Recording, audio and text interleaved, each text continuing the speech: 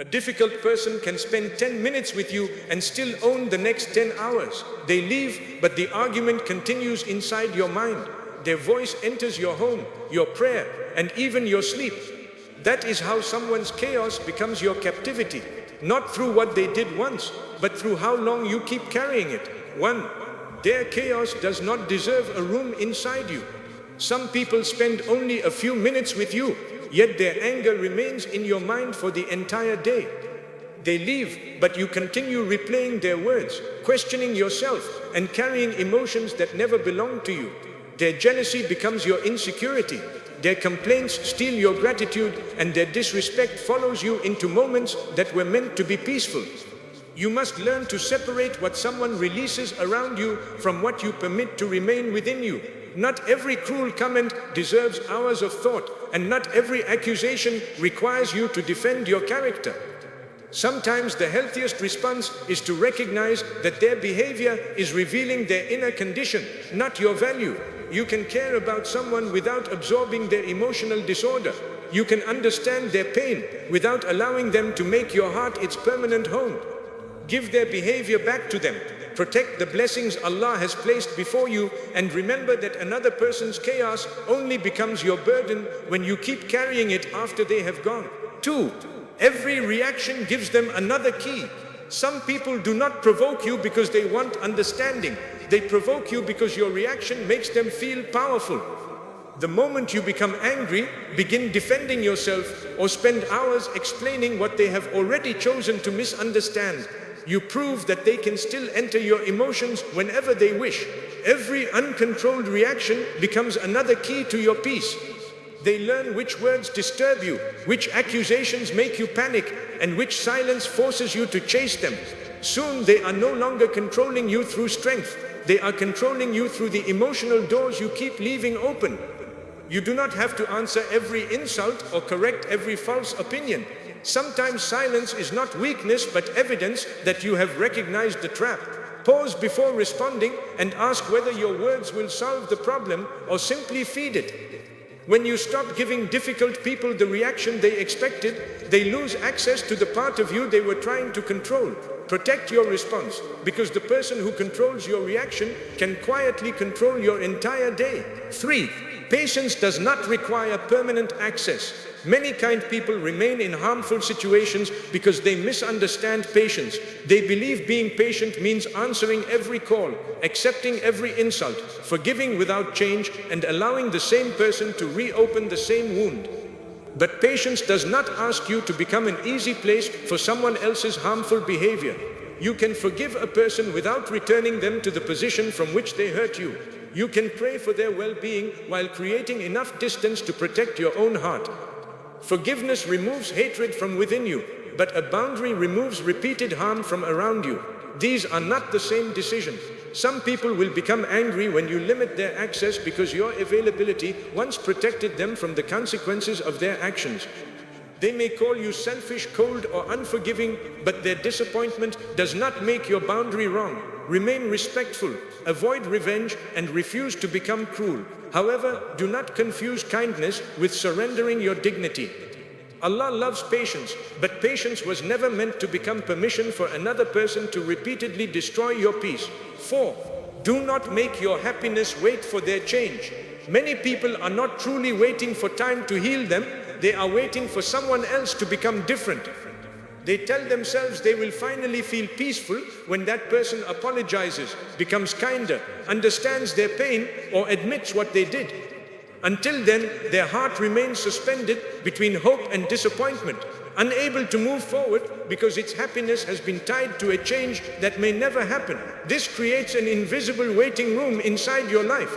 You continue checking their behavior for signs of improvement. You study their messages, measure their tone, and search for evidence that they have finally realized your value. One kind moment gives you hope, but the next disappointment pulls you back into pain. Your emotional condition begins rising and falling according to decisions that are completely outside your control. My brother, my sister, when your happiness depends upon someone changing, you have quietly handed them authority over your recovery. They may not even know how much power they possess. While they continue living normally, you postpone your peace, neglect your blessings, and remain emotionally attached to the person you keep hoping they will become. You are no longer relating to who they truly are. You are suffering for the improved version of them that exists only inside your expectations. Hope is beautiful when it inspires patience, prayer, and wise effort. But hope becomes dangerous when it keeps you trapped inside repeated harm. There is a difference between believing that people can change and building your entire happiness around the assumption that they will. People can grow, but you cannot force the moment of their growth. You cannot make someone develop empathy by explaining your pain more beautifully. You cannot make them respect you by sacrificing more of yourself. You cannot push sincerity into a heart that refuses to take responsibility. Sometimes the apology you deserve will never arrive. Sometimes the person who wounded you will continue telling a version of the story in which they did nothing wrong. They may minimize what happened, blame your reaction, or accuse you of being too sensitive. If your healing requires their confession, they will continue controlling you through the apology they refuse to give. Acceptance does not mean approving of what they did. It means accepting that this may be who they are at this stage of their life. It means you stop arguing with the evidence because it hurts to release your expectations. You recognize the pattern, adjust your access, and make decisions based on their consistent behavior rather than their occasional promises. A promise may sound beautiful, but a repeated pattern tells you where a person is emotionally living.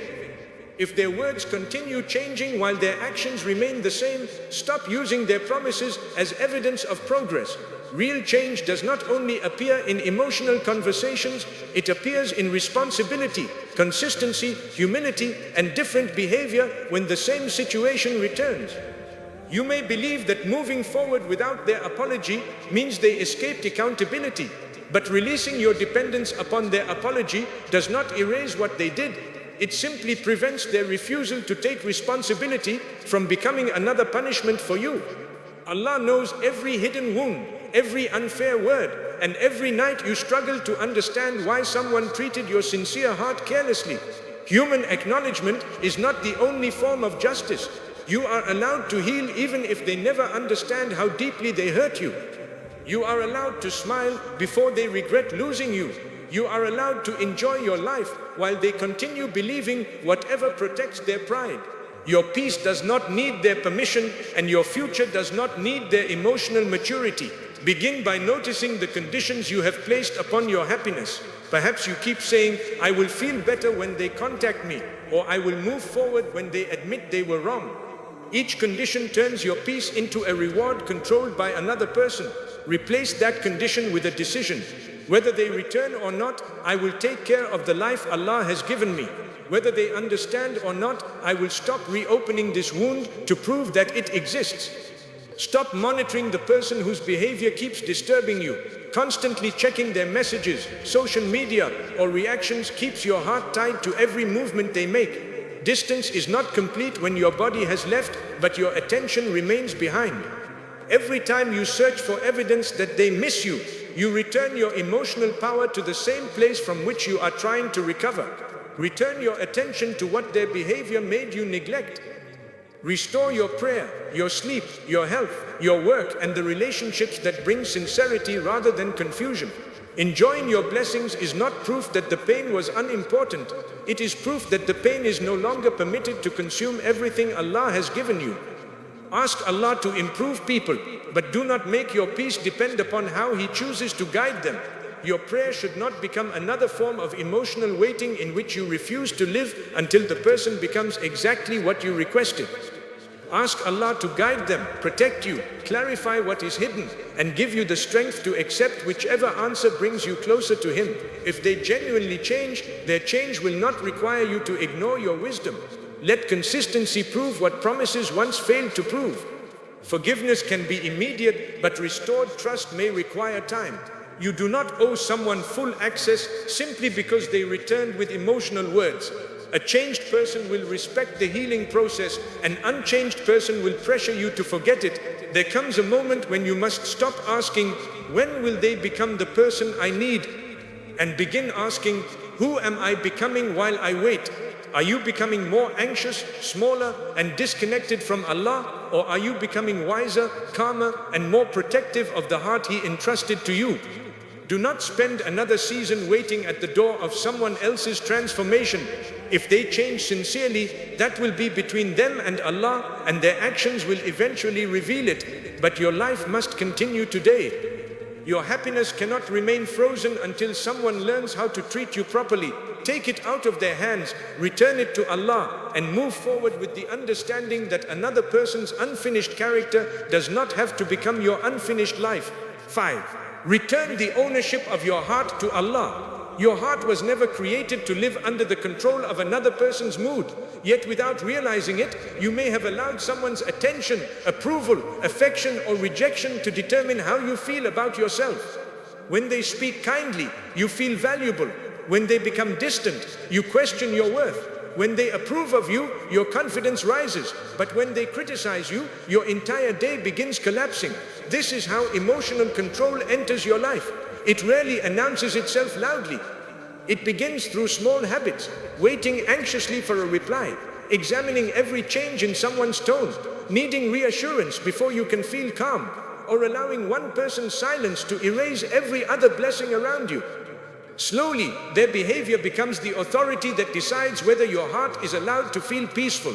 My brother, my sister, people were never meant to carry that kind of authority over you. Human beings are changeable. Their emotions rise and fall, their understanding is limited, and their decisions are sometimes influenced by wounds they have never healed. If you attach your inner peace completely to another human being, your heart will move whenever they move. Their instability will become your instability, and their confusion will become the weather inside you. Returning your heart to Allah does not mean you stop loving people or become emotionally cold. It means you love them without worshipping their approval. You appreciate their presence without making them the foundation of your identity. You allow relationships to add beauty to your life, but you do not allow them to become the only reason your life feels beautiful. A healthy relationship can bring comfort, companionship, and joy, but it should never replace your connection with Allah. The moment a person becomes the only source of your happiness, fear enters the relationship. You begin sacrificing your dignity because you are terrified of losing them. You remain silent when they mistreat you, accept behavior that wounds you, and keep lowering your boundaries because their departure feels more frightening than your own emotional destruction. When your heart belongs to Allah, love becomes cleaner. You no longer need to manipulate people into staying, chase those who keep withdrawing, or beg someone to recognize what you offer.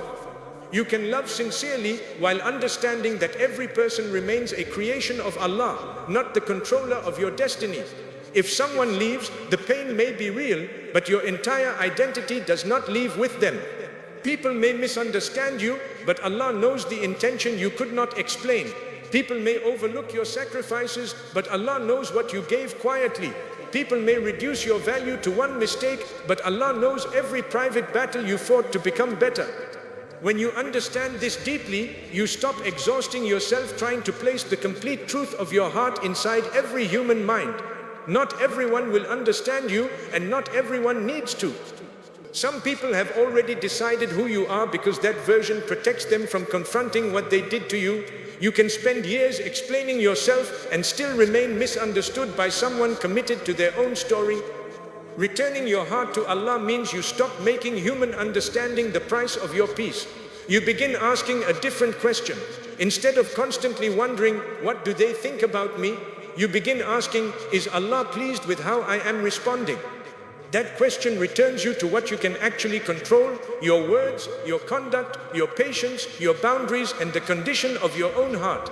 You cannot control another person's opinion, but you can refuse to let their opinion separate you from the person you are trying to become. There will be moments when someone's words still hurt you. Faith does not turn the heart into stone. You may feel disappointed, rejected, or deeply wounded, but pain is different from ownership. Pain means something affected you.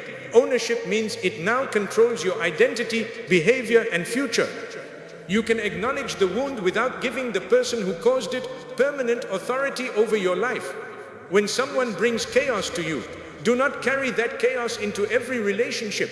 Do not punish innocent people for wounds they did not create. Do not allow one person's betrayal to convince you that sincerity no longer exists. Take your pain to Allah before it turns into bitterness. Speak honestly in prayer, ask for strength, and allow the experience to teach you wisdom without teaching you cruelty.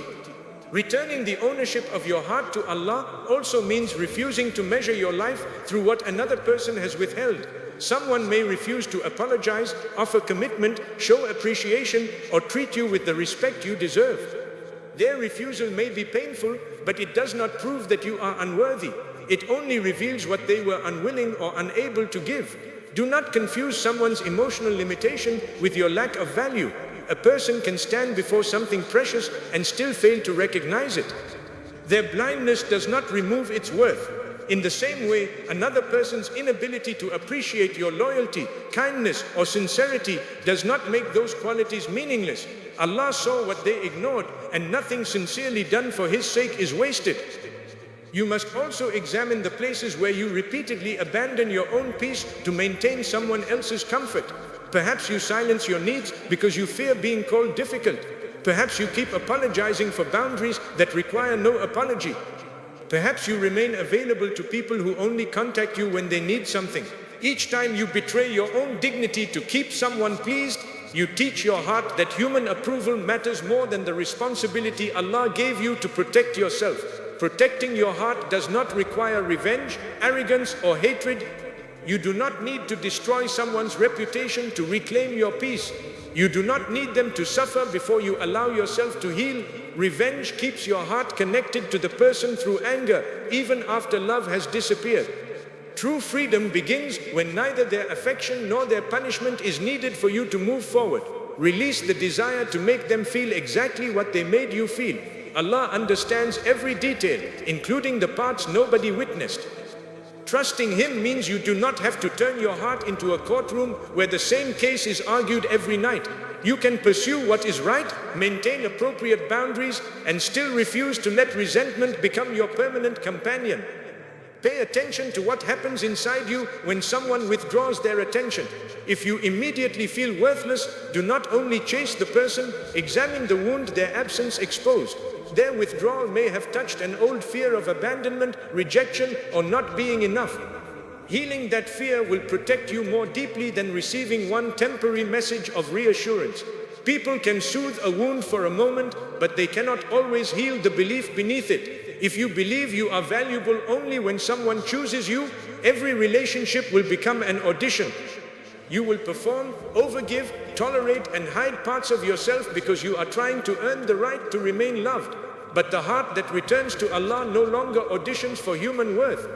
It knows that dignity was not created by someone's attention and cannot be cancelled by someone's rejection. Begin reclaiming your heart through small, consistent choices. Stop checking whether they noticed your silence. Stop sharing things only to provoke their reaction. Stop building your day around whether they contact you. Give your attention to prayer, meaningful work, your health, sincere relationships, and the blessings that were present even while you were staring at one closed door. Your attention is one of the strongest forms of emotional investment. Wherever you repeatedly place it, your heart begins building a home. If you spend every quiet moment thinking about someone who disturbed you, you are constructing an inner home for the very person from whom you are trying to recover. Redirecting your attention is not denial, it is the beginning of emotional discipline.